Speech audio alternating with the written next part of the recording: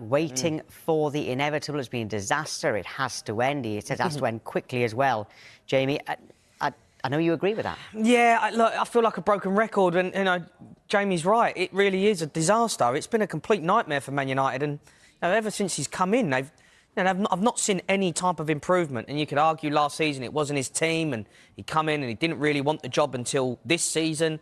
But I cannot believe how bad they've been and how stubborn he has been as a manager. Like, I get it. At Sporting, he done really well. He played a system. He had the players that worked. But, you come into Man United, you come into the Premier League, it is a completely different ball game. And I just think he's out of his depth. He is out of his depth. It was too big of a step for him. It's too big of a job. And he's crumbled. And, when I watch him, the formation, I just don't get it. He hasn't got it for the players, the midfield. He's got no legs. You're trying to play Bruno in there, it don't work. But just the way he is as a manager as well is so emotional. He can't watch penalties. He sits in the dugout, he hides. He stands on the side of the pitch, and I'm not convinced that he really knows what he's doing.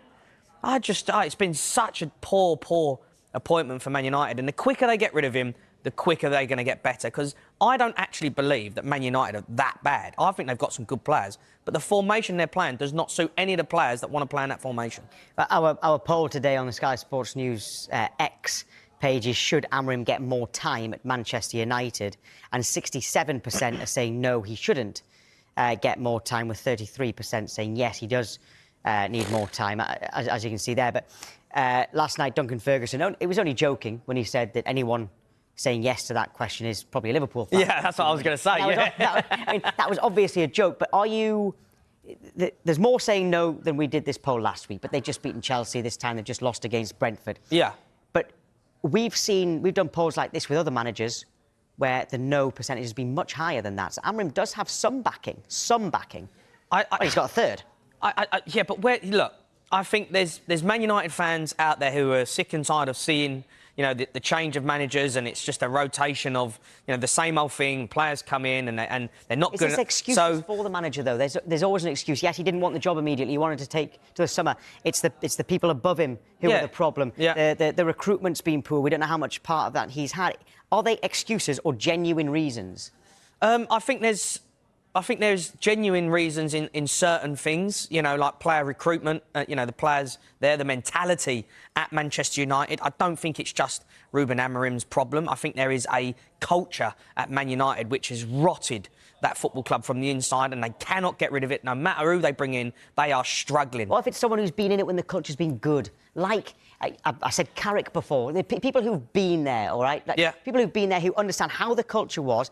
They'll understand how the culture. No, but you can't keep living even if it's not as manager. No, I know. In some way, can you get them in there? Oh, 100%. Michael Carrick, Kieran McKenna, he come through. Roy Keane.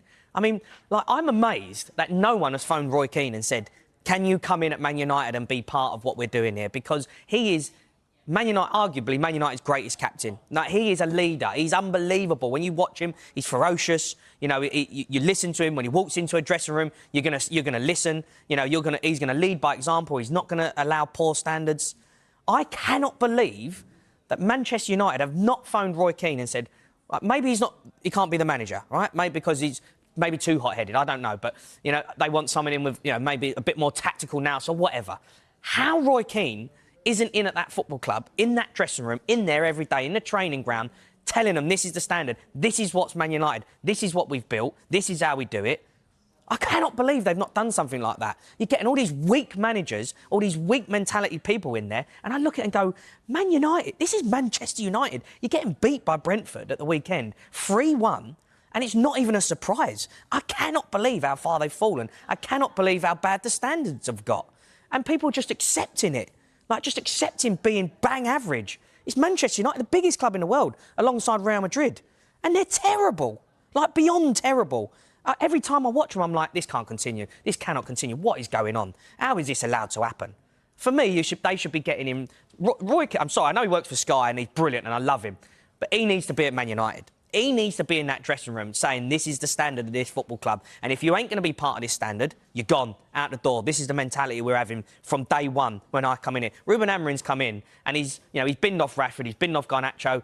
I'm trying to change the culture. He can't even watch penalties.